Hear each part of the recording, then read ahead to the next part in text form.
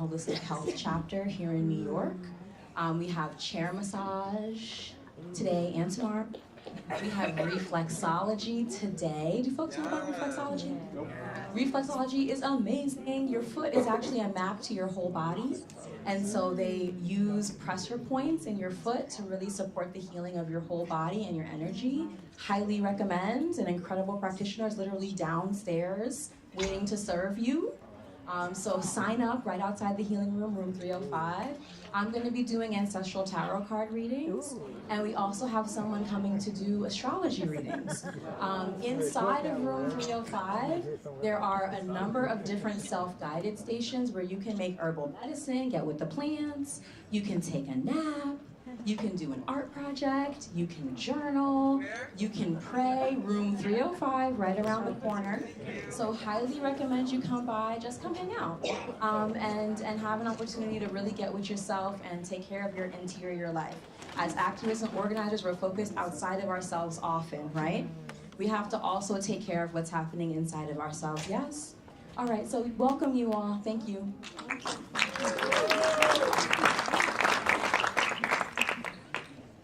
Thank you for that. So I'm really excited to introduce this next panel, Justice Beyond Punishment, Roaring Responses to Interpersonal Violence. As someone who identifies as a survivor of violence, someone who identifies as a survivor of sexual violence, I have noticed, and especially in my activism and my advocacy, the ways that our thinking around sort of ending mass incarceration, around ending carceral punishment, around ending criminalization, how it falls apart when we start to think about interpersonal violence. The question always sort of ends up oh, but what about those people who do those things, right? What about those people? We must have somewhere, what those people who do those things to people. And so what I really love is that there is a place to really have those conversations, to start to pull those things apart. Because how do we actually get there if we can't sort of use some of that wisdom that we got in that previous panel to be thinking about sort of building sort of new things? Not only just tearing down, but how do we sort of reimagine what the possibilities are? So I'm thrilled to be able to be in conversation, to be learning and hearing from the people that are on this next panel. Trust me, you are in for a treat. So with that, I'm going to turn it over to the brilliant Charlene Allen, who will introduce our colleagues. Thank you. Yes, you can hear me. Thank you so much. I'm so very, very proud and pleased to be here today, representing in particular the Justice Beyond Punishment Collaborative. I'm going to have the folks who are in that collaborative stand up in a minute. But first, just by way of introducing who I am, my name is Charlene Allen. I do work with that collaborative, but I also want to shout out, I got a lot of people in the room today. I want to shout out the Circle for Justice Innovations, also here today doing this work, and the Collaborative for Restoring Healing, I can never get it right. The Collaborative for Restoring Healing and Transforming Communities, the new name of our collaborative that's working on restorative practices and addressing intimate partner violence. So all of those folks are here today. Shout out to So I do want to start by having the folks who are on the Justice Beyond Punishment Collaborative, which is part of the Center for Justice, please stand up. If you are a JBPCer, please stand. Stay standing a minute, stay standing a minute. Thank you. All right, so these folks help to inspire the theme for this conference. We are doing the work of narrative change around justice and punishment and mass incarceration, and you can see lots of materials about our work out in the lobby. But I just want to say we come at this work from so many different perspectives. So the folks that are standing and slowly sitting already are doing the work of violence interruption work in our communities, gender equity work. They're doing restorative and transformative and healing justice work. They're doing parole justice. So we're coming at it, thank you, from all of these different perspectives, all of us working together to think about how do we change the stories that we're telling, how do we change the narrative about justice, punishment, and mass incarceration. So thank you. Can we just get a round of applause for that collaborative?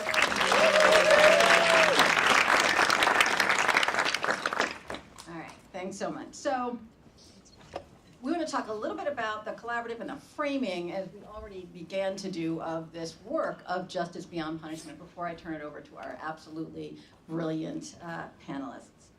In doing the work in the collaborative, we've been meeting for about 2.5 years. We came early to an understanding of a particular framing that I want to share with you. We decided that one major thing that we had to do, if you want to change the narrative around justice and punishment and mass incarceration, is that we had to hold interpersonal violence, those people, when she said those people, most things they do, we had to hold the narrative about them and what we do, right? Them, us, and what we do. And we had to hold the narrative about state violence and what they do at the same time. We have to talk about it together, we have to think about it together, we have to tell stories that hold their interconnectedness. So the story we've been told pretty much our whole lives is that violence in our streets, violence in our homes is the problem, and jail, punishment, is the solution, right? State violence is the solution. And in fact, they're the same, they're two sides of the same coin, right? They're interdependent. And we don't talk about the part where state violence is a driver, right? A creator of interpersonal violence. And we don't talk about the fact that we're not ending one without the other. And so that's a core piece of what we are working on. And the thing is, I can say that to you in pretty simple terms, but these stories, these narratives are so deep in us, so deeply ingrained, that beginning to uproot them is a really, really big deal. And one of the things that we've learned in our sort of study of narrative change, because that's part of what we've done, like, what does it take to change a story that's deeply held, that part of us that wants to punish and think it's the right thing, particularly when we are hurt, that part of us that just isn't thinking about it because we have everything else to think about, right? How do you get at those deeply held beliefs? And one of the things that we learned is you gotta have new stories. You gotta have new stories, and those new stories have to really resonate. At the earlier panel, Cheryl Fairbanks talked about what it means to have language stripped away, right? When your language is taken from you and you don't think in your own language anymore. And it's a little bit like that. Like, we have these narratives that are in our head, and they don't necessarily feel true. We may not have a different language. You know, as African American, I don't have any other language. But I know that there's stuff about the narrative I've been told, it doesn't feel right, it doesn't resonate for me. And so one of the things that we're trying to do is find the stories, the language to put to the feeling, so that the stories do resonate, they do feel true, they are our stories. Maybe there are things that we've been afraid to talk about, that we don't want to talk about, we're not supposed to talk about. We gotta lift up those narratives, give them that language, and then we have stories that bring true, and that truth is power. When you tell stories that are true, there's power in those stories. So that is what we are trying to do. One of the things that we know is, even as we tell the stories that are the truth about state violence and its harms and its dangers, is that we want to do that on the one hand, right? We have to dismantle this belief that this is the way and the solution. But at the same time, we also want to tell a new story about solutions of our own, right? Because violence is real, and safety is critical, and healing is critical, and we're not leaving those things behind. We want to address those things. So what are the new stories that we can tell? And one of the things that we know is that more of us in our movement are working on those stories about what's wrong and why the state, why state violence doesn't work, and what state violence looks like, and why punishment doesn't work. But it's more difficult to tell stories about what we want to do instead. Like, how do we build communities that can look out for each other? How can we address violence when it happens in the moment?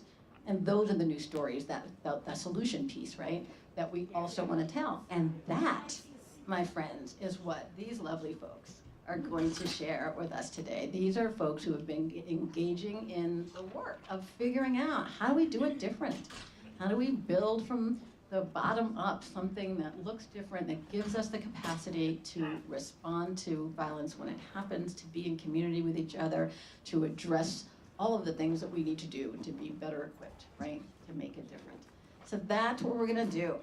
We're gonna start with round one. I'm gonna ask folks to introduce themselves and tell you a little bit about themselves. You've got full bios on your QR code, so we aren't gonna do that piece, but I'm gonna start by asking each of our amazing panelists to please give your name and organization, and just like one thing that you want folks to know about you before they sort of hear the story of your work, the stories about what you do. What's one thing that you would like them to know about you?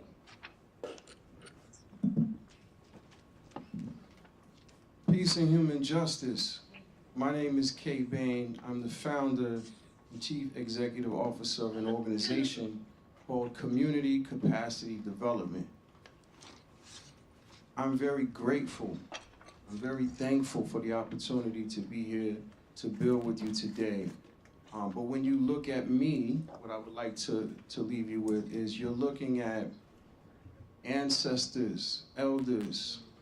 You're looking at Eddie Ellis. You're looking at Kathy. You're looking at current leaders like Cheryl and Cam.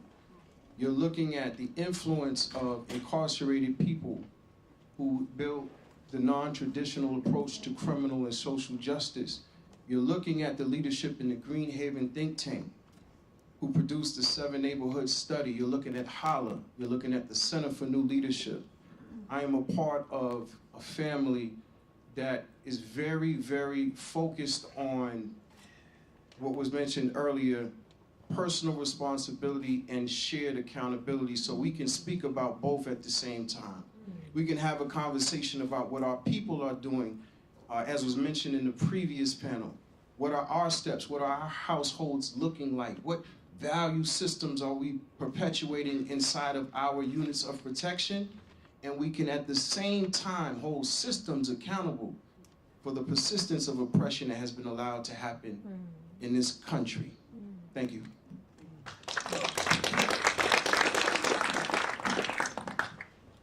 Good afternoon.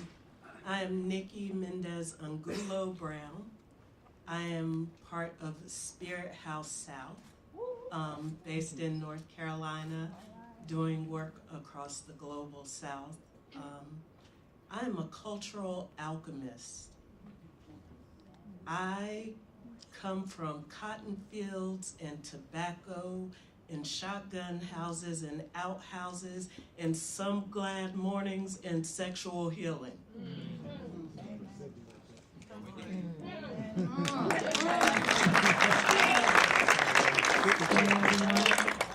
My name is Sonya Shah. I'm with the Ahimsa collective. Ahimsa is a Sanskrit word that means non-harm, do no harm. My parents are from the northwestern part of India, Niranjana and Indra Shah.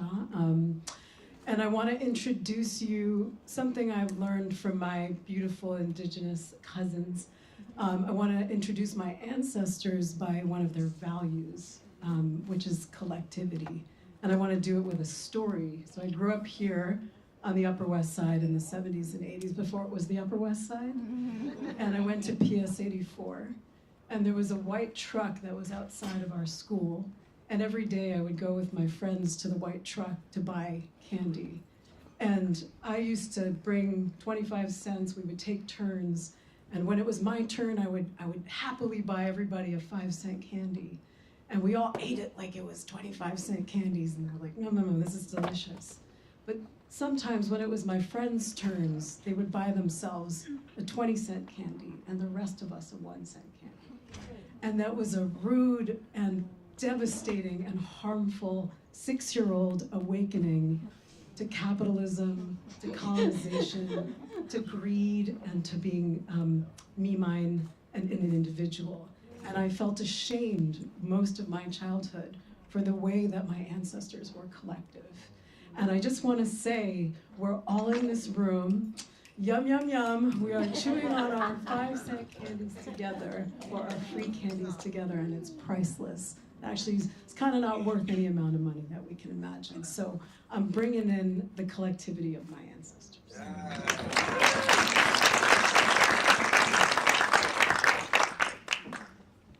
Shumanam, Tahawanam, Duchanam, Tamok.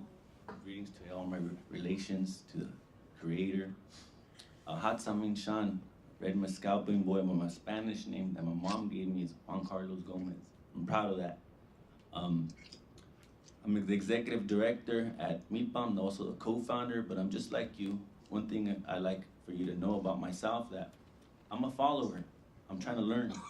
So I watch a lot. I watch our elders, a lot of these panelists, you know, I'd be watching their work, you know.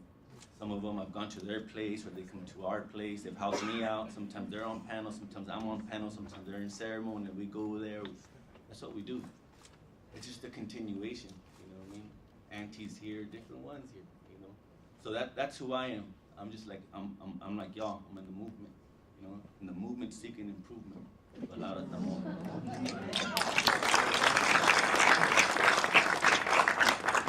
I think that might be the best round of introductions I've ever heard.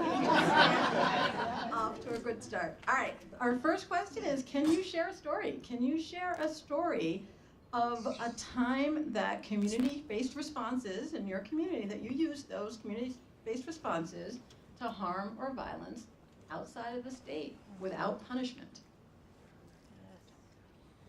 I think we can go in the same order, or if somebody wants to jump in, feel free. So, our work is the people. Our work is centered on people-powered public safety, community-led initiatives. We respect there's a logical, historical distrust for law enforcement and those arms. I mean, we don't even trust the medical profession in our communities because of the history, and there's a logic to that. So the ambassadors, when I say CCD, worldwide, CCD, worldwide, those human justice ambassadors, they are the real models. They are the most selfless, dedicated, 2 o'clock in the morning, 5 o'clock in the morning at the courthouse, in the hospital with the family, at the bed when shots have been fired, running towards violence. That is the nature of the work that we do. It is people-powered and people-centered.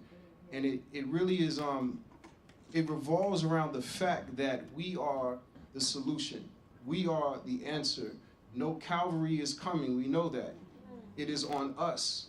And so historically, I remember reading about, because I have very limited exposure and experience to the South, but something I love when I meet my brothers and sisters from that part of the geography is they don't mind telling you what you need to hear. Right? With some charm and some finesse. They say, hey, pick your pants up now, come on. You know, sweetie, you look just like y'all. Go wash your hands again. So what we do here in New York City and cities around the country is we get back to people.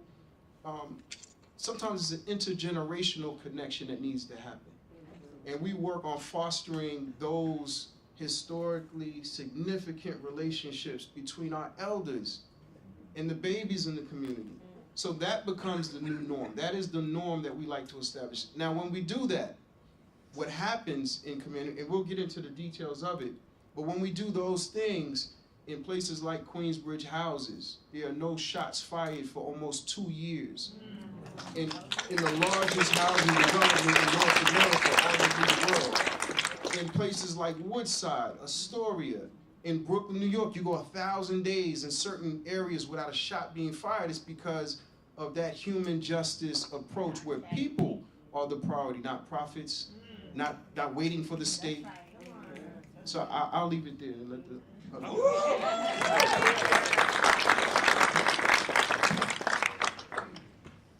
So one of the most central and essential parts of the work that we do is believing that people are not disposable. Our humanity and our divinity is sacred. And because of that, we have to figure out, how do we move together? How do we support each other? How do we show up for each other? How are we accountable to each other so that we build the healing community that we need?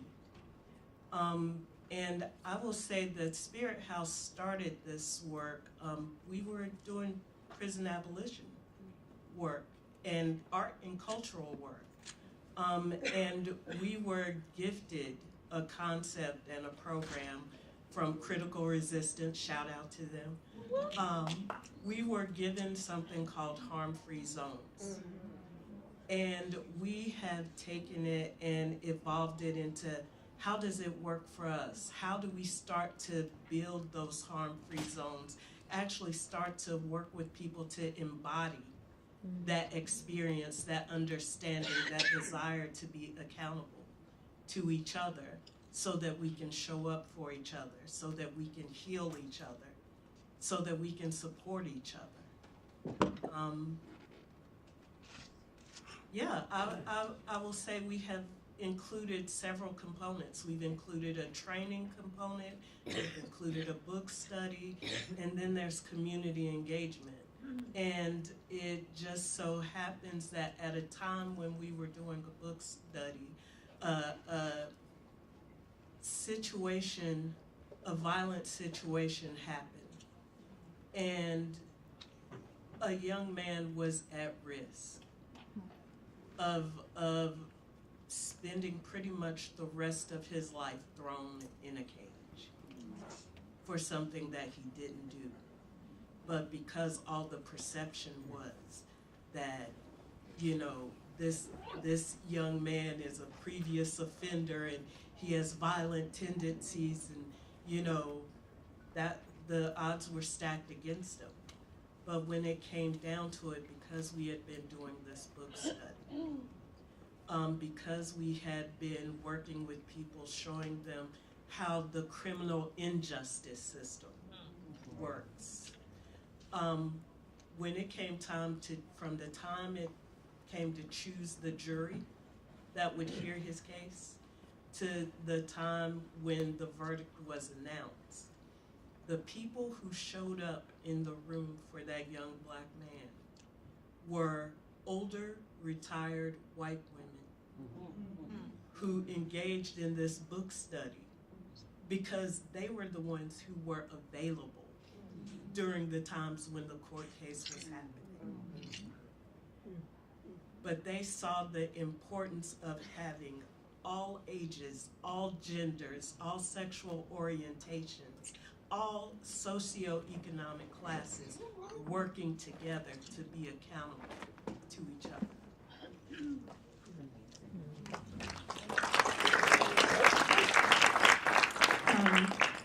So I want to say something about my own journey to this work and then a story. It's like we gotta tell a story.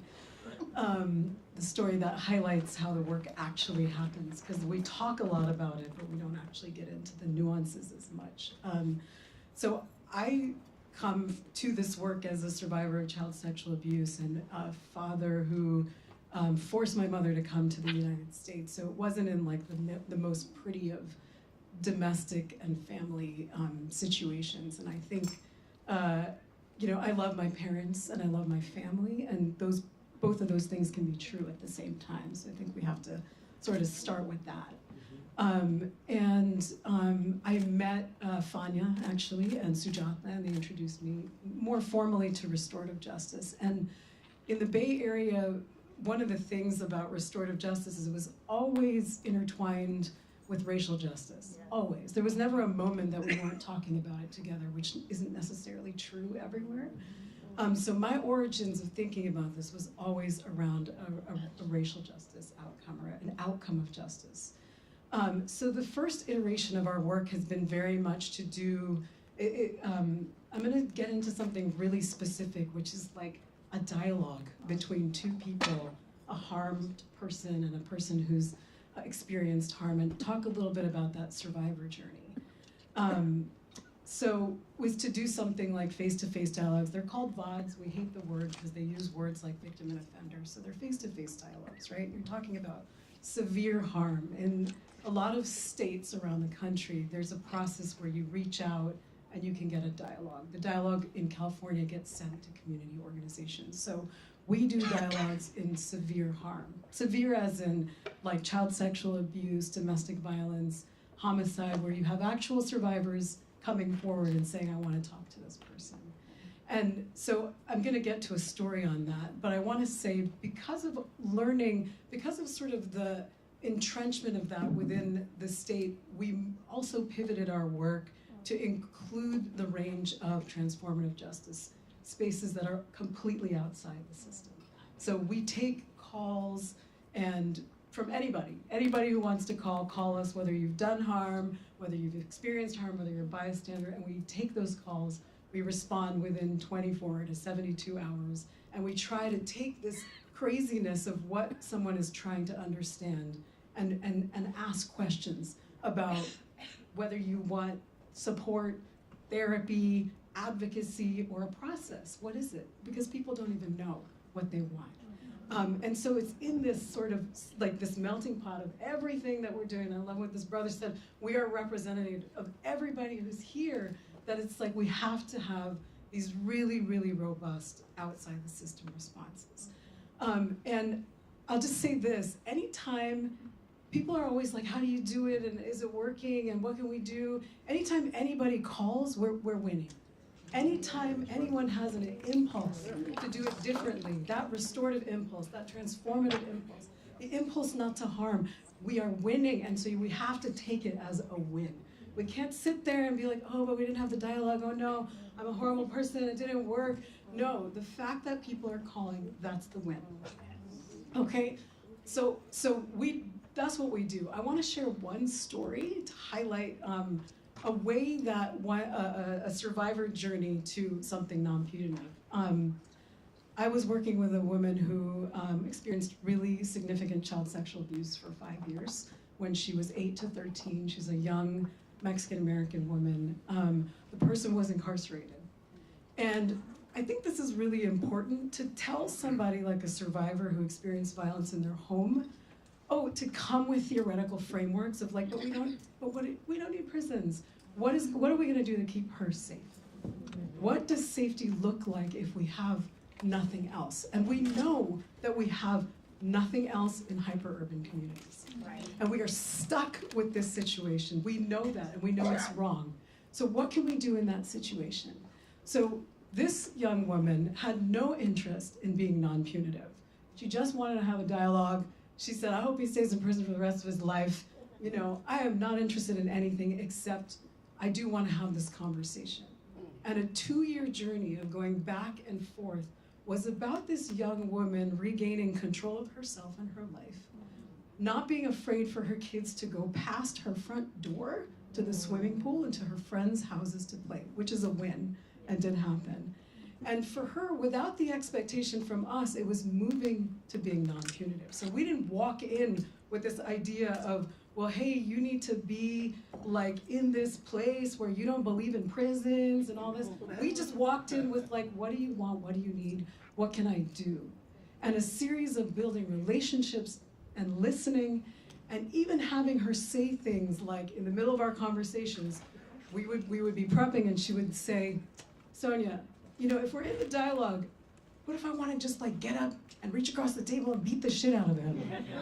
And we would laugh, and I'd say, yeah, you could totally think that. Just maybe don't do it. Right? Just don't do it. You can think it, but don't do it. So how do we make space for people to feel revenge, think revenge, want to kill somebody, go through a natural process of having to feel all those things, and not tell them that they have to think anything differently until we stay together to the point that they come to their own realization. So being non-punitive shouldn't be an expectation, but it can be an outcome. It can be an outcome, and that is what happened with this young woman when we had the dialogue. It was a series of slowing down and being in control, being able to ask the questions that she wanted to ask. She came with a book of 2 parole hearings, like with little sticky notes in every single question, and every single question when the response was remorseful and accountable, she softened. Punishment softened. It all softened. And she, in the end of this journey, actually has found herself towards the outcome of forgiveness, which is not something we should expect, but it is what happened. The process of dealing with shame, pain, safety, violence, grief, real fear, that's no joke. It's really, really hard. I want to end with just one thing I want to say about this, and I hesitate because I think one of the things, and Fania said it, is when we're learning, Juan said it, when we're listening and we're learning to our elders and we're thinking how do I understand this in my lens, because I come from a hyper-urban environment. So I think it's really important that we listen, but we don't fetishize others and other cultures, and we don't extract, but we really take those lessons and we think about what it means. And so I'm learning a little bit from our Hawaiian relatives, our Ho'oponopono relatives, and something that they say is if there was a healer in every home, like what would that mean? A healer in every home. And one of the elders said, if there was a healer in every home, we wouldn't need courts. Yes. We wouldn't need courts. So if we're gonna spend that money, how about we spend, if we have a typical American family of 1 in 5 people in a family, if we support one healer in every home with resources, what would that look like? That is how you change the business.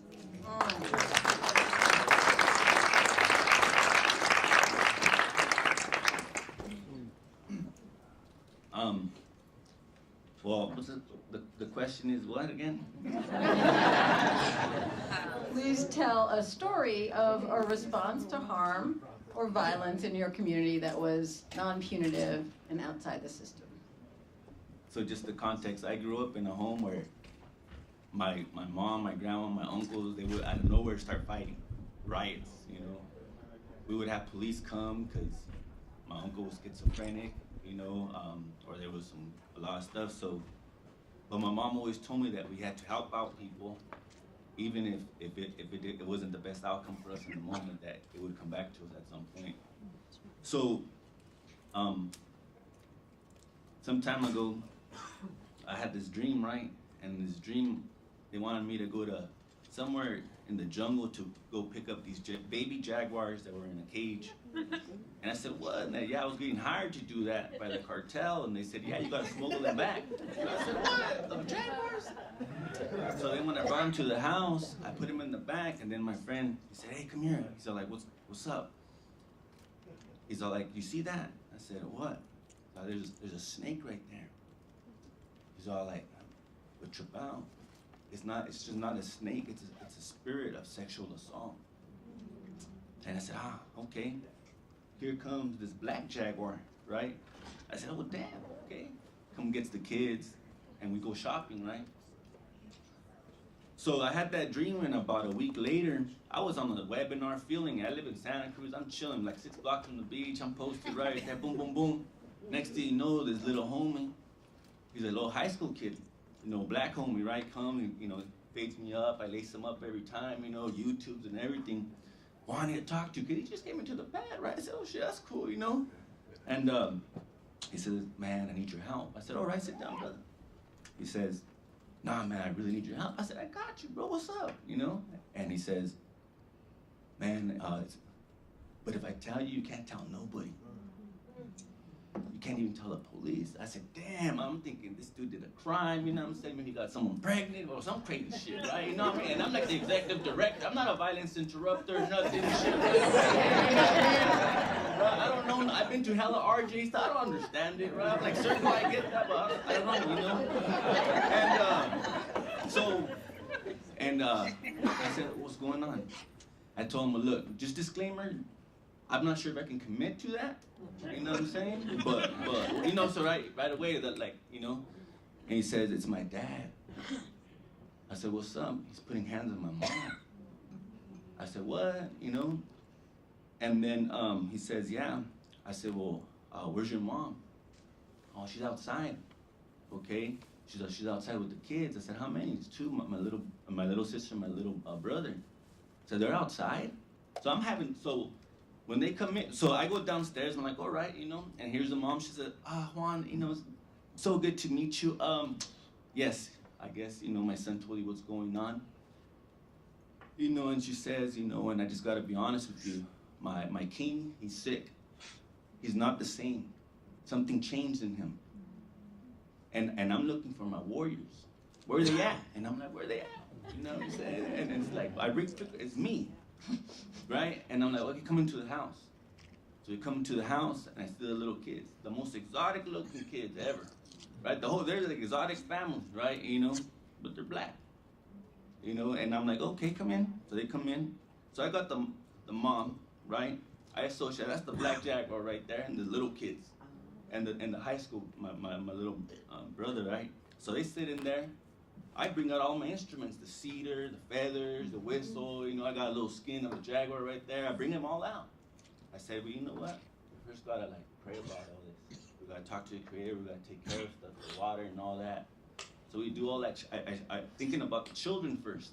The man, he's over there somewhere in the house. But I gotta think about the children, the mom, you know, and the little brother, that's the first response right there, right? And I don't even know this. I'm just like, I gotta act quick. You know what I'm saying? So it's like, okay. So we handle that. They take showers and everything. I'm like, man, you know. And I tell the little homie, I said, hey, bro, let me ask you this. What's up with your dad? Where's he at? He's at the house. I'm like, I get the whole rundown. So I make my own little file assessment and stuff. And he says, but we got to get him out there. He's all like, because we got to go home. I said, we got to get him out there? You got it. I said, and I'm looking, I'm like, well, and I know the dad comes in the street, you know what I mean? And I'm like, if I go as a brother, you know, I'm different, you know what I'm saying? As soon as he sees me saying, I need you to get out of your house where you and your wife and kids live at, it's not going to be a good situation, right? She tells me, also, Juan, we cannot call the cops because this is right around the time that the cops had killed George Floyd. So she was tripping, you know what I mean? I'm like, okay.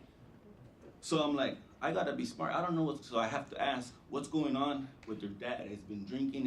Is he on drugs? You know what I mean? Like, shit, what am I dealing with? Is there guns in the pad? Shit, I don't even got no guns, you know what I mean? So I'm like, yeah, if I go, I'm going with palabra, right? You know what I mean? So, long story short, right? I called my friend. I said, hey, bro, you introduced me to this dude. You know, you're a brother. We need to go together. I said, but right now, we need to, that's it. You know what I mean? We got to go. So he comes over, he sits down, we assess it, and we go over there to the house. Hey, Juan, how's it going? You know, I heard so much about you. And he's just acting like it's all gravy, right? I'm like, nah, man, this is kind of, I said, yeah, bro, yeah, it's nice to meet you too, but, you know, there's a situation, man. I don't know, I don't want to get into the business, but your family came over to my pad because of situation. We don't even need to talk about it. They're safe. But, bro, you know, we're going to have to talk about this because they got to come back to the house. Well, they can come back in. And I said, nah, not like that. I said, the request is, bro, that you have to leave the house. He said, what? I said, look, I don't want no problems, man. You know, and you know, no problems, you know what I mean? And I have to tone down, right? And I'm tripping, you know? And then so, at the end of the day, the dude realized that, like, you know what? Just give me some time. You know, so we leave with the family. I guess he gets his stuff and leaves. The family gets what they get. So at that time, we were able to get resources and stuff like that. We put mom up for a month. I don't know how we did it. Mom's doing great. Kids are thriving. The brother ended up moving to wherever he needed to do to take care of himself. And you know, they're kind of living their lives, you know what I mean? So it's not a perfect story. I don't know all the stuff, but I had to handle business. And I'm gonna tell you, the scariest thing when you have to do this shit, when you have to go over there and you're like, what? You know what I mean? You know what I mean? You're gonna have to grab your heart right there. So that's a little example.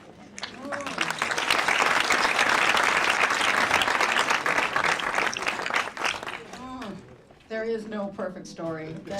I love that everybody's already sharing that there is no perfect, no easy, but how would the police have helped that situation? Right? We did a whole assessment. It would have been a whole way worse mess. And there you were. And the beauty in that story to me is that, you know, you weren't ready to do it. And you did it. Right? So what happens when we are ready? Right? When we like shore each other up beforehand and have that conversation. Not that it ever gets perfect, and not that, you know, not that there's any magic to it, but that's the deal. You stepped up. I love that story. I also love that Sonya shared the piece around punishment and the person that you worked with who was just like, no, after he's under the jail, you know, then we can talk, because that gets at how real the punishment piece is. I'm going to share a quick story about that as well before we get to our next story. I co-held a circle process with someone that might be in this room in our community, and we did the whole thing, and it was long and it was hard, and you know, you do it in New York, and even just the scheduling is like, how do you get like 6 New Yorkers in a room for a process that takes months at end? So it's just long, we draw it out, we do it.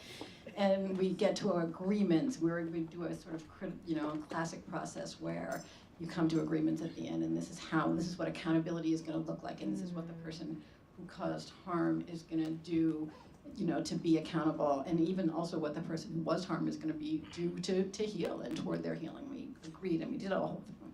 And so the co-circle keeper and I did our 6-month check-in down the line, and we're doing it on Zoom. We're not even trying to get 6 New Yorkers in a room again for this. We're doing our check-in individually with everybody on Zoom because that's part of the process. How are you? How did it work? Where are we with these agreements and all of that? And we get on with the person who identified as having been harmed, and the first thing that person says is, I don't know, maybe we should have gone with jail. And we're like, oh, okay. And we kept talking, right? And we walked through the agreement, and we did the whole conversation, and it just wasn't true, right? Like, it just wasn't true. By the end of the conversation, they're in a whole different place. They're talking about how some of the agreements had been really helpful to them, their healing agreements, and, interesting to them, and just in a whole other place. But it was just, there's such a knee-jerk in us, and there's still that place that, I could have had the thing that's defined as winning. I could have had that. And because of y'all, in this process, we didn't go there. And so I still have to sort of bring it up. I still have to say it. So, I don't know, I like that story because it felt completely not true and yet completely real at the same time. And it just, punishment runs deep for us. So, on that note, I wanna offer one more question to our group, and folks answered it a little bit, so you can feel free to elaborate on a story you already began to tell, or choose a different story. I still want a story that you told Cam and I. Okay, if you will tell that story. But the thing I want folks to get at is a time maybe where you really got stuck, right? Because this work isn't easy and it's confusing, and sometimes we feel like it does need to be perfect, right? And we forget, like, as opposed to what? Like, the most imperfect thing ever is our current system. So we don't have to be perfect. And sometimes the way to get to better is to talk about where we get stuck, and not to be secretive or hide it, right? But just to talk about it, to help us think about how to get unstuck. So that is the question. Can you tell us, and again, feel free to add other stories as well, but a time you got stuck. So I want to start by recognizing my little brother of mine. His name is Curtis Ballard. Today is his birthday. Let's give him some love. He's a human justice ambassador. He comes to mind not just because today is his physical born day. He's an employee at CCD. But his journey started as a participant to the program many years ago. And so I feel you, when you talk about going into these situations with all these chemicals, emotions, traumas, and real life consequences. The team here will attest to you. We're in rooms with this many people, and all of them, for the most part, have firearms. And they have decided that this side of the room are the ops. And many times there has been bloodshed or lives lost. And this is typical to our work. And our job is to form a peace agreement, some sort of a truce. How do you explain to party A that even though they killed your little brother, even though it might have been an accident, it wasn't intentional, he was drunk, the gunshot wasn't for him, whatever the case may be, how do you get in between these two parties and find a peaceful resolution or some type of coexistence? That's the work that we do. And we did 5,387 interruption activities last year. We did 2,400 mediations. And this is the shit that doesn't go on the front of the newspaper. Everything I'm telling you is the most unthanked, right? It's the most fulfilling, but unthanked, right? Recognized. And it takes a lot of these skill sets. I wish I had time in this panel to talk to you about the trainings that are required for these women and men. Many of them are formerly incarcerated. All of them are from the communities. They are black, brown leaders who we call real models from the communities, where you are 9 to 10 times more likely to be shot and killed just because you walked outside of your front doorstep. Just because of your zip code, you are more likely to be shot and killed. There are 80,000 people shot in this country every year. There's about 39 people murdered. But when you have melanin, you are 60% more likely. You are 11.5 times more likely than your white counterparts to see those bullets, to feel those bullets. And many of us in this room, in this space, we got the scars from the knives in us. We got the bullet holes where the bullets went in out of us. And our job is to do exactly what my brother Juan said. Our job is to see a person who is hurt or been, we work on both sides of the violence. Wasn't it Freire who wrote about the oppressed and the oppressor and that duality and connection, how you cannot hurt or harm someone without harming and hurting yourself? So the nature of human justice work, and I learned this from our mentors. I am not the creator of any of this. These are my elders, these are my ancestors, these are my mentors speaking. They taught us that human rights plus human development equals human justice. I'm gonna say it again. Dr. Green, human rights plus what? Human development equals human justice. And human justice, as our moderator said, is how do we envision it? It's thinking about what we haven't experienced yet. It's thinking, so the work we do is around those human needs. I'm not talking about food, clothing, and shelter. Without those, you die. Those physical needs, put them to the side. I'm talking about safety. I'm talking about spontaneity, healthy risk. I'm talking about significance, love, growth, and contribution. These are human needs that we focus on. And many times they look at our work and they say, you guys are great anti-gun violence experts. The White House came to our office a couple years ago. The president literally came to our office and said, tell me about this human justice work. The United Nations calls us and we go and we speak in Geneva, Switzerland because of the anti-gun violence work. And I tell them at every step, the House of Lords calls us and says, can you help us with some of these issues because you guys are great anti-gun violence experts. And we say to them, you got us wrong. You're looking at the wrong metric. We are healers. We are healers. We are people who see people where they are. And all of the trainings that I don't have time to get into are our diplomacy training, our human justice trainings, right? I could break them down. It would take me 8 weeks to bring you through the first module. But at the core of what it is that we do, we see people as people. And just by virtue of you being born a human being, you are required to be treated with fairness, justice, equity, dignity, respect. So if I could, in a nutshell, give you another story. So Brother Curtis was a participant who had a gun charge.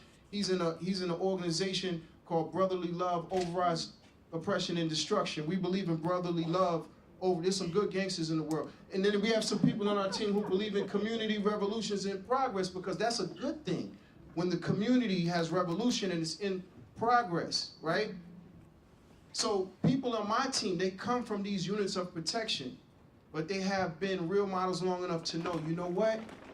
If everything we're doing is not centered in the growth, development of our people, then we have to stop and we have to transition to that. There was a brother, in closing, was a brother who comes to mind, we call him Ruger Dawn from Queensbridge Houses. He was 17 years old. And there's numerous people here right now on the team who will say he was my participant, because they all had touch points with Ruger. When we met Ruger, he communicated with violence. I remember one incident, he pulled out his firearm right behind the office and was telling this group of other bro, I'm gonna kill you. I said, why don't you just go to the precinct and just turn yourself in? Look what you're doing, it's broad daylight. I said, Ruger, it's the middle of the afternoon, you got a big ass 45 and you waving and talking about you're gonna kill every... This is where he started, on a park bench, waking up, the pills had him. I said, bro, you too young, come on, So Ruger went from untamable, you can't speak to me, get away from me. He told my staff members, suck my dick. I almost beat him up myself.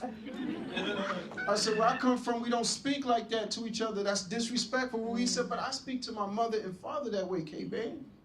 That's how I speak in my house.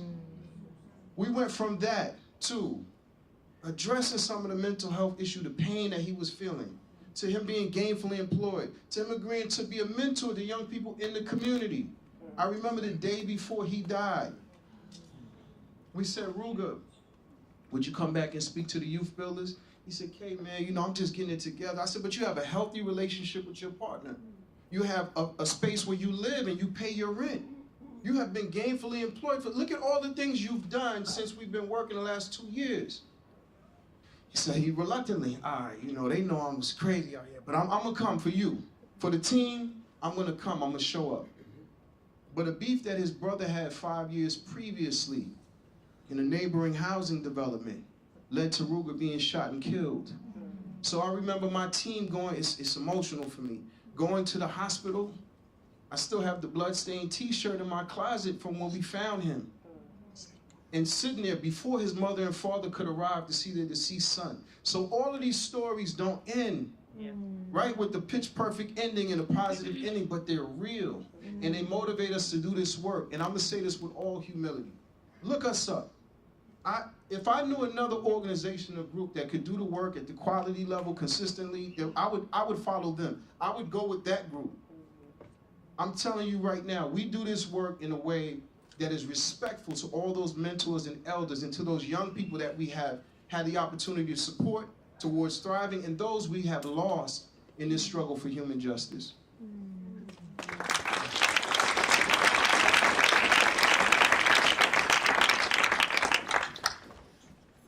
So first I want to say that there is nobody in this room right now. There's nobody who we know of right now who has a memory of pre-prison industrial complex. And that means, you know, we have all been conditioned. We have all been taught to some degree that the carceral system is the way we handle justice. So the work that we're trying to do right now is to help a group embody the concept that we can be accountable to each other, that accountability is a part of building community, and that when we do that, we can create the alternative. And so I speak from the experience of growing up as a person who understood you have a problem, you call the police. If you don't look right, according to them, you might have a bigger problem than the problem you called them for. Or in rural eastern North Carolina, sometimes they just ain't coming. Yeah. So I want to also say that, you know, this transformative justice work, I don't call it restorative justice, because how do you restore something to a people that never had it?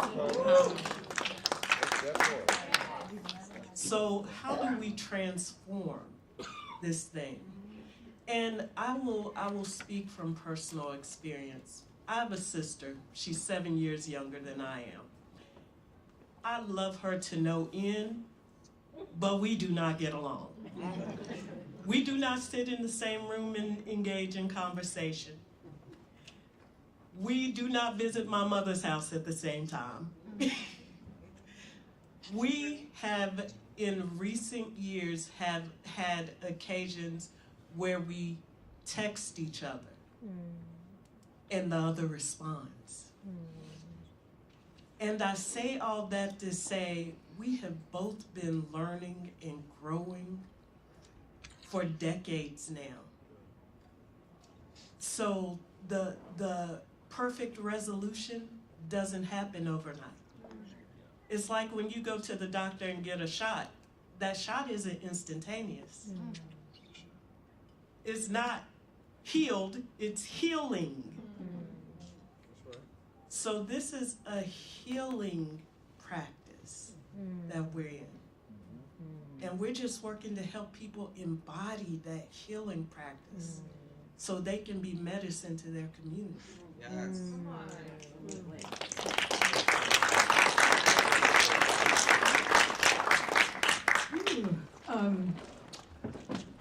Thank you. Just really loving all the listening and the human justice. Thank you, human justice. Thank you, transformative justice. All the work that's unseen, all the thousands and thousands of ways that we've done prevention that is unnoticed. The things that we can't even quantify or qualify or even say because they didn't happen, you know? And I think part of this is making space for that, and making space for all those times that you know you did something, that you know it stopped something, you know it did. That's transformative justice. You did it. We did it. And I think there's some piece of us that needs to like embody that and say, like, we know how to stop things, or we can learn how to stop things when they happen. I want to share just the what went wrong, of the Rolodex of 1,000 things that did. I could pick 1,000, but I'm gonna just choose 2. You know, so I think one thing is when you make it available that like, we'll take your call, anybody's call. The microcosm of where we are in the world is the microcosm of who calls, right? It's the microcosm of like, you're to blame, I'm to blame, they're to blame, I'll sue you, I'll do this. It's all there, and it all comes in the room in the moment, that even when you're trying to figure out how to work a response that's not enacting the state. So there was you know, and we take those calls from people who want to be accountable, from people who are survivors, from bystanders, anybody. And with equal dignity, you know, equal dignity, like love and care for everyone, and starting always with healing. Not that binary of you've done harm, you've not done harm, but with healing. So I'm gonna say one story of a survivor, of a person who came forward who had done sexual harm. The 2 facilitators worked with him for quite a long time, and at some point, like, we did the thing that everybody says that you shouldn't do in this work, and we decided to do it, to take a risk, because we have risk tolerance in this work. We decided we were gonna reach out to the person that did harm, which everybody knows is a big no-no when you talk about your sort of ways that we do this work. But we said we're gonna try it once, we're gonna see what happens. Like, and the 2 facilitators wrote a letter to this young person, this person who's younger than me, so she's young, but she's in her 30s. And she was like, oh no, you fucked up. You should not have written me that letter. You triggered the shit out of me. This is not okay. Please don't ever do that again. Who the hell do you think you are? And we were like, oh shit, we fucked up. And you know, we learned a lot from that. You know, what we did was, well, apologize. We made ourselves available for anything she wanted to tell us about what we did. And one of the things, she didn't want to talk to us. She went through her own process. We just kept sort of making ourselves available. But the one thing that we learned from that was about a sense of equal partiality, especially for survivors. If people felt like we had spent more time with one side, they were like, oh, you are not partial. You are not on our side. So I don't trust you. So where this establishment of trust is critical, right? So what are we gonna do to establish trust? So what we changed was right away, if somebody wants to try to do a dialogue, we right away try to reach out, right away to the other person to see if there's a sense of like, can you trust us enough to be impartial? I want to say on the other side of when survivors have come and we've reached out to people who've done harm, and we've done it everything from finding their Instagram page and writing some random ass, hi, you don't know me, blah, blah, blah, to like through a friend of a friend of a friend, and to get the heartbreak back that person is like, oh, hell no, I'm not talking to you. That heartbreak that comes back for that person that just wants to like have a dialogue or have a conversation, doesn't want to convict, it's horrible. That heartbreak is horrible, right? And so we do whatever we can to walk that process through completion. Now, one of the things in that heartbreak that's horrible that happens, especially for somebody who might have done harm, isn't gonna come forward because it's like, you're just gonna use this to convict me. Why would I do that? Because we're all under the threat of the prison system that exists that we don't know before, we never existed before that, and other states are doing this as well, is we have a policy collaborative, in California. And we're working on an inadmissibility bill. We're working on a bill that says, if you come forward that in this process, it's protected. This process, what you say will be protected and you can't use it in a civil or criminal proceeding, right? They were working on that in Washington. I don't know if someone's from Washington here can tell us more, in Michigan and other places. So what can we do to stop the heartbreak of the survivor and create space for accountability? We have to use the state to create a space for us to be able to actually create a space for people who want to be accountable to come forward. I want to just share one last thing more personally about, like, to pretend that these things don't kind of happen to us is sort of not true. You know, as anybody, a male, female, a non-binary person walking around, and I want to say it in the context of sexual violence. Like, I can tell you 3 or 4 times where something happened to me or my daughter or someone where it was knowing what to do in the moment that stopped something from happening. 7 years ago, or 10 years ago, my daughter was 8 years old, and I was on the phone with her, and she was saying she was going to visit her cousin who was older, and that he made her really uncomfortable because he'd always doing this and tickling her and all this stuff, and I was like, it took me a minute. I was sitting in the parking lot of the grocery store, and it took me a minute. I was like, oh, this is like really not okay. And this is my ex-partner, and I called him on the phone and I said, okay, let me just say what's going on. I want you to know what's happening. And it took that, like all that training, all that stuff to be like, oh, this is the moment where I could stop something from happening. And I said it nicely. I was like, hey, it's your family, it's your brother, it's his son, you know, da-da-da-da. He's like, yeah, okay. And then I hung up the phone, and I was like, oh, he really did not get it. I hung up the phone, he really didn't get it, and he really isn't gonna say anything.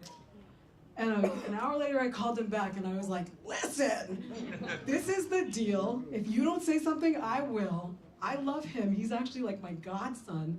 I will say something to him. I will say something to your brother. I will do it, but if you don't do it, she's not going over there. And it just hit him. He was like, oh shit, yeah, this is the moment. This is the moment. Exactly like Juan said, this is the moment. Kick it into high gear and do something about it. And that is exactly what happened.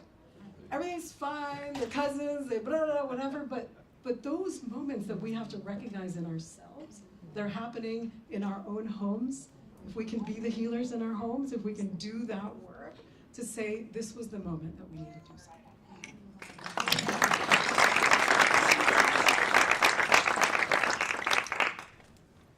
A time that we were stuck, right? Yep. Well, I think for a while I was stuck on a movement analysis that wasn't really serving me. It was deficit based. It was around fighting and the resistance. I was exposed to that growing up at my home. My mom, my grandma, and all them, they were all involved in the movement, right? I wouldn't say necessarily nonviolence, but you know, they had ways of handling business to break the strikes. And then I grew up in an area where it was like first gen, a lot of natives from up north coming down off the res, right? But they were meeting a lot of us coming first gen from the ranches. We were all coming from pyramids, you know? And they all hung out, and I remember strolling with them, and these are all big old dudes, you know? And we're just gangbanging, right? And then they get the American flag and they turn it upside down. And I say, hey bro, how you do that? He's all like, man, we're Indios, we're Indian, you know? And we're resisting the government. I said, oh man, so I was like, that's what we do. We just resist that, you know what I mean? I'm just like, yeah, that's what the big homies say, you know? And I was like, yeah, you know?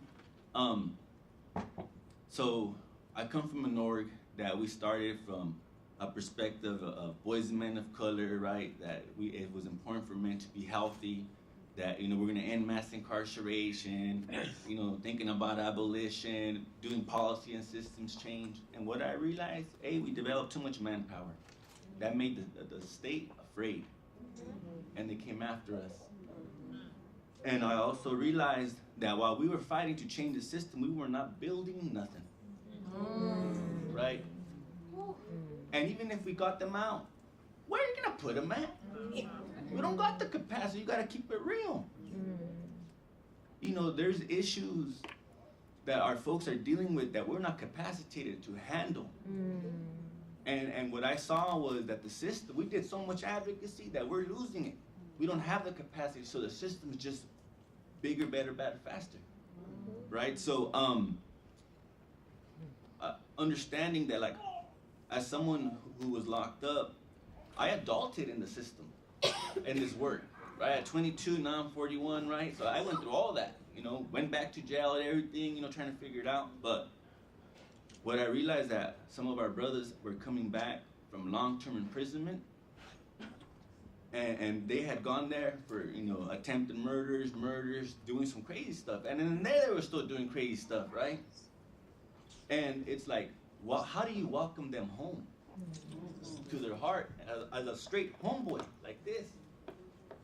And that if all we did was tell them all this political stuff, that don't help them. You know what I'm saying? They need to be around the fire, around the water. They need to be around the earth. You know, they need to be around the elders in the circle, right? And so I learned this notion from the elders of la cultura cura la locura. Culture cures the madness. That stuff that they put in our heads so we can disparage each other and ourselves, right? And that we are, right? This whole notion of like psychocultural digression. A lot of people will say cognitive dissonance. That's a superficial one. The depthness that they have forgotten that cultural resilience in medicine, right? And so I say all that because, and this is not like your stories are all powerful, so like, you know, I'm like, all right, you know, like everyone, okay, like I did a good one at the beginning, I'm gonna go on the small one.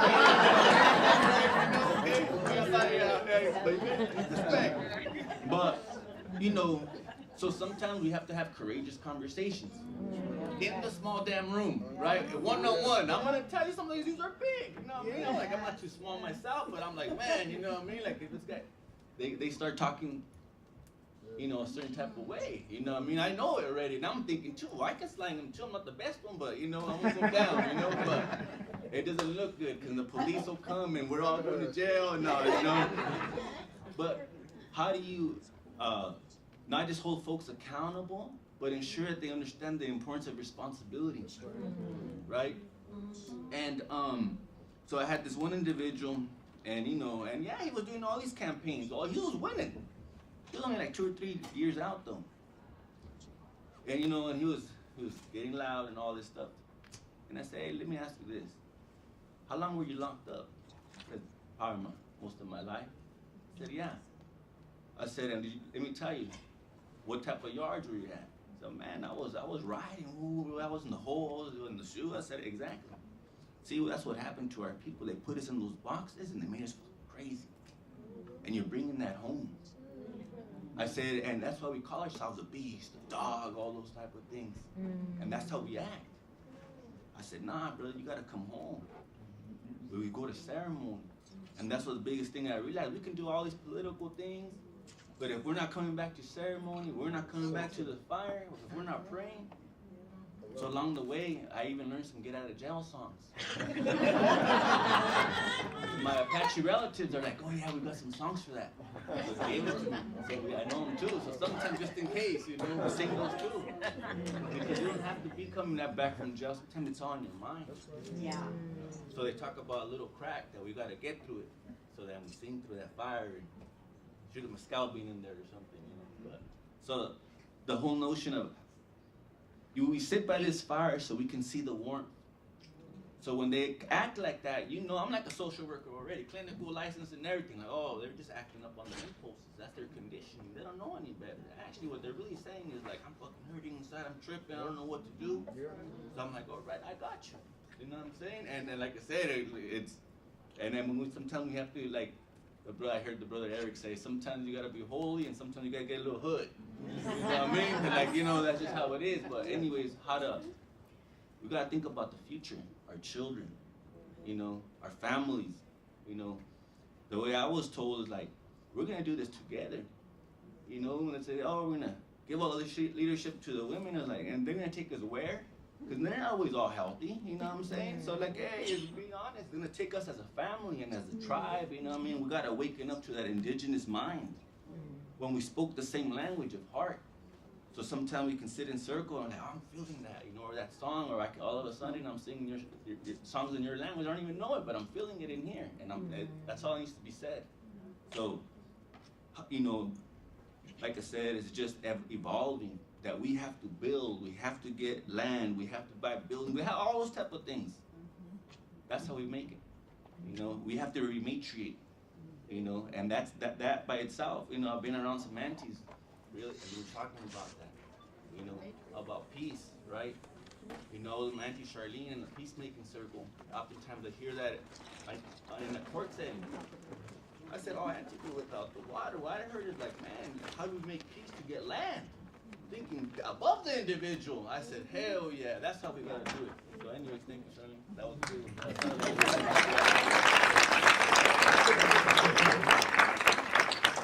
Well, it's amazing. I hope you're taking notes, because I am, right? We are healers at the foundation of all of this. We have to increase our risk tolerance to be able to do that work. I love the inadmissibility bill, because we are still in a legal-driven system, and sometimes to do this work and to increase our healing ability, we gotta go there too. I love that is happening. I love that you gave us some resources to find out more about how to do that, how to establish trust. Like, this is some nitty-gritty good stuff. So thank you all so much. We do have a few minutes. We have about 12 minutes for questions. I want to turn it out to y'all to get to ask these wonderful folks for their wisdom. Go ahead, George.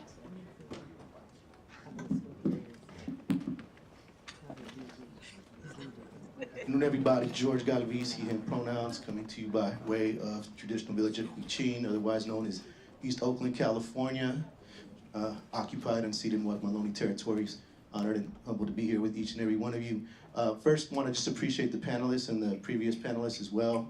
I think that they really complement each other, the two panels, having them back to back concurrently, so like that. So I just want to kind of engage in some conversation around the concept of restorative justice, because it's become one that's just been very co-opted, right? And Nikki, I really, I really appreciated what you said, and I got to engage with some of your relatives from Spirit House about maybe 12, 13 years ago at our formerly incarcerated Convicted People's Families Movement Conference in Oakland, California. And we had this conversation around restorative versus transformative, right? And what I'll say is, I'm formerly incarcerated. I was fortunately charged as a youth. I was charged with, attempted murder and multiple felonies at the age of 17. I was able to begin my healing journey at the age of 19, thankfully. And I was mentored by elders from the American Indian movement, from Black Panthers. And it was my elders from the Chicano and Native movements, J.R. Lewa and Nani Alejandro's, who taught me about the concept of the peacemaking circle. And that was really for us the root of what people now call restorative justice. And it was just part of our traditional way, and I've seen how when restorative justice, so what I can say is some of my mentors too, are like my twin Stephanie Autumn, Hopi in Minnesota, lives in Minnesota, and the late Marlon Farley from White Earth, right? They taught me these things, and I saw how folks like Kay Prentice, white folks, basically codified it, but they took away the culture, the ritual, the essence.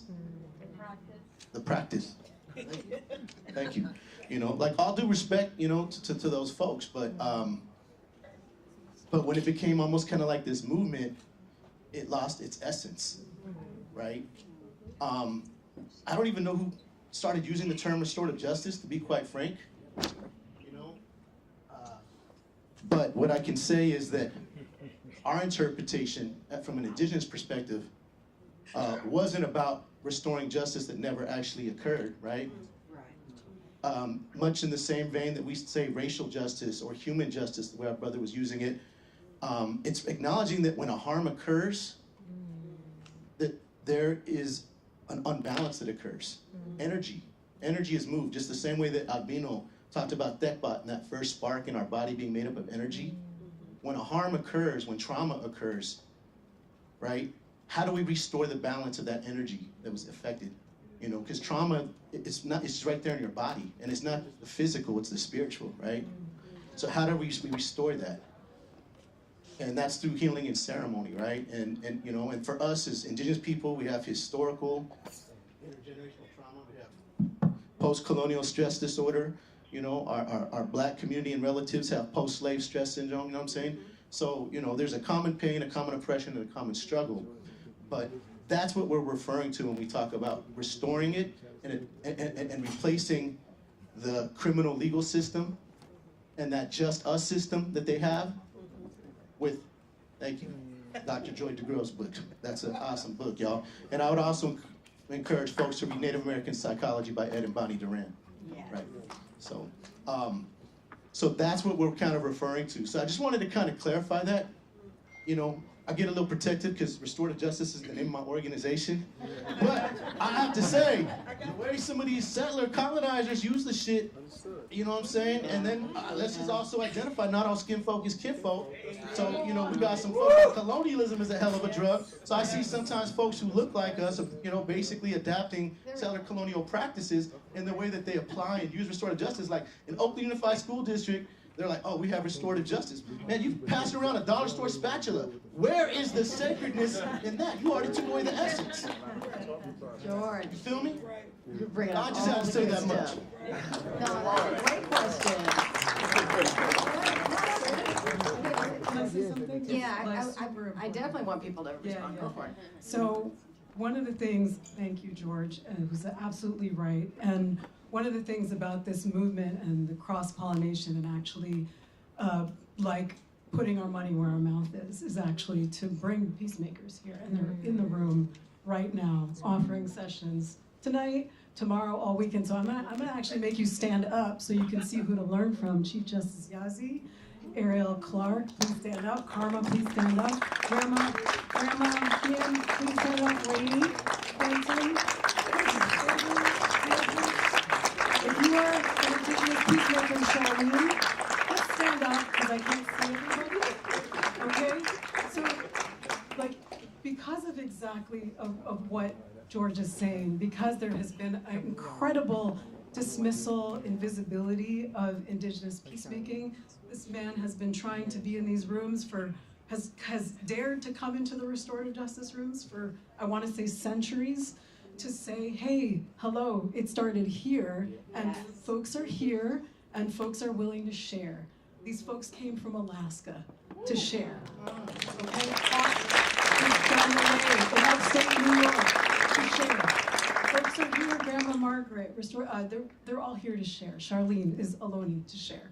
So, you know, in that spirit of making the opening and the space for what is peacemaking, where does it, Cheryl Fairbanks, where does it come from? To hear directly from people who are doing it in their own way. So I just really, thank you, George.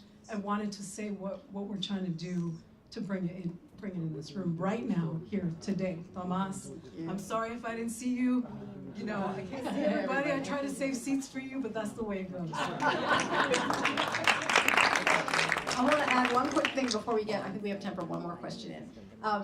It's just such an important point. What are we saying when we say restorative justice, transformative justice, healing justice? We argue about it all the time in the spaces I'm in because it means so many different things and it has been co-opted.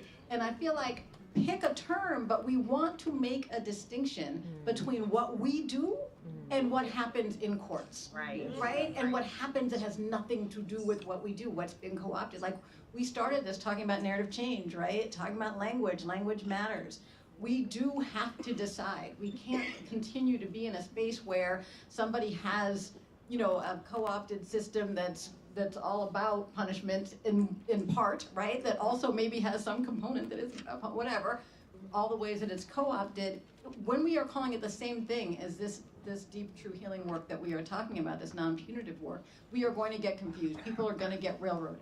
People are going to end up one place when they think they're another. And so I just want to put that out there as a movement challenge. We've got to start to name the thing that we mean. If we want to try to claim all three, restorative justice, healing justice, transformative justice, then we got to start finding a way to sort of separate it from the thing that happens elsewhere and in courts. All right, that's my little thing. I see a question right here, last question. So this is,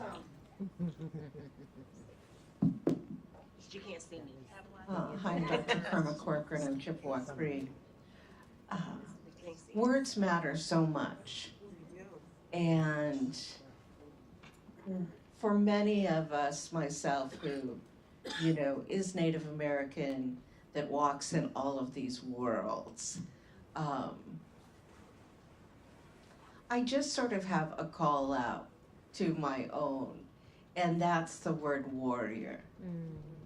And first of all, women were warriors too. I'm a warrior, let me tell you, every day. But I really like the conversation earlier and now about changing that narrative.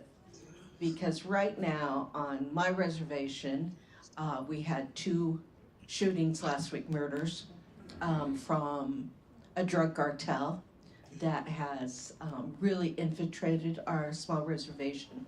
2 gangs, and I hear this, and unfortunately, one of my nieces has identified the perpetrators, and the affidavit was released to the public. And so her aunt has a hit on her. And you're hearing this warrior up. And warrior up to them means to go and kill my niece, and I would be in danger if I was home. And so I, in the work that I do, to find the true meaning of what a warrior is, what a matriarch is, what an auntie is, what an elder is, I just think is so important to know it at its depths, which is always comes from the ancestors, it comes from ceremony, it comes from what we learned, and then how do you live it? Because if I'm going to be an auntie and an elder, I have to look to my ancestors, how they compel me to live that. And until in our own Native communities that we can do this work in really hard places, we're not going to be able to either change the narrative of what it means to be a warrior, but we're not going to be able to change these terrible outcomes. We had 12 people die of fentanyl just last year. I think the oldest was in their 60s.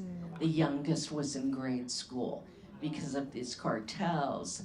The nephew of my niece, I have 17 brothers. So, yeah, I have an only child, you can see why. The nephew of my niece that there's a hit on is the one who brought these cartels up. And so for her aunt to put a hit on her, that's not traditional justice. And so we have got to be involved in healing and being honest. And that's hard in your own communities. I would say it's harder than, floating out here in academic work. So thank you so much for everything you shared. Thank you. In closing, I want to say there's a code. I wish we had time to get into the code that allows us to do the type of work we do in some of those sticky situations. But there is a code that we build with community when creating community safety zones. What do you call them? Harm-free zones. So we do something similar. And here's the thing I want to point out. Words get in the way. I'm from the original people of the planet Earth. The black man and black woman, the fathers of civilization. So when you talk about circles and healing and civilization, period, right? We all represent offsprings of that. Let's not lose sight, right? That this is one human race and human family. I want to acknowledge a couple people really quickly. King David, please stand up. That's my physical. That's my younger brother. Give him some love, y'all.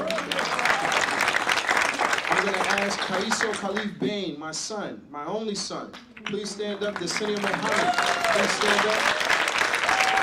All the CCB, pull up real quick. You got 3 seconds. Pull up real quick. Dr. Corey Green from Howard, please stand up, please. Would you? That's my family. Why am I asking for acknowledgement for these people? Because this is who is speaking here today. It's my community, it's my tribe, it's my family, right? And as we see this journey for transformational justice, human justice, restorative justice, what the words get in the way. It's the energy, as the wisdom has said here today, right? We make words. One of the things that saves lives in the housing developments of New York City and cities around the world is the 4 Agreements by Don Miguel Ruiz. So you have children in these communities who will cite for you. You know, I didn't shoot because I took the 2nd agreement, which is to not take things personal. You know what I'm saying, K. Bain? So I knew what others do is not about me. It's beautiful and amazing to see, right, that the truth can be delivered in a way because it's undeniable. The truth is what? Undeniable. The truth is what? Undeniable. I want to thank you all for allowing us.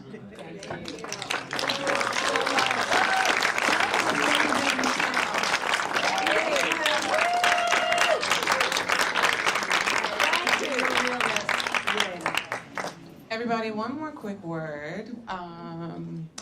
I have a couple of announcements, but somebody would like to say a word of gratitude to our panel, and I want to honor that. Brother, I'm going to pass this back, okay?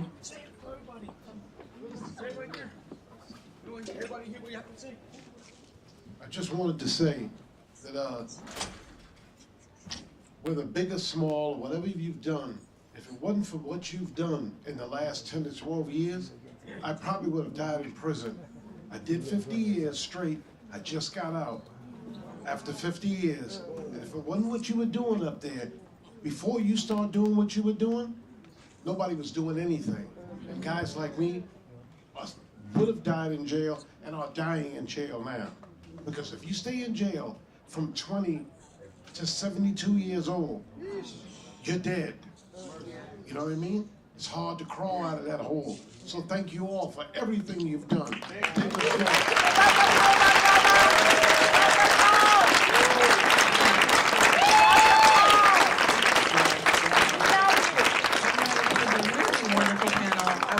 That there's lunch downstairs on the C level. Please be gracious and kind. There are enough lunches, but there are not as many hands as there are people. So be gracious, be kind, have your lunches. We will start promptly at 2.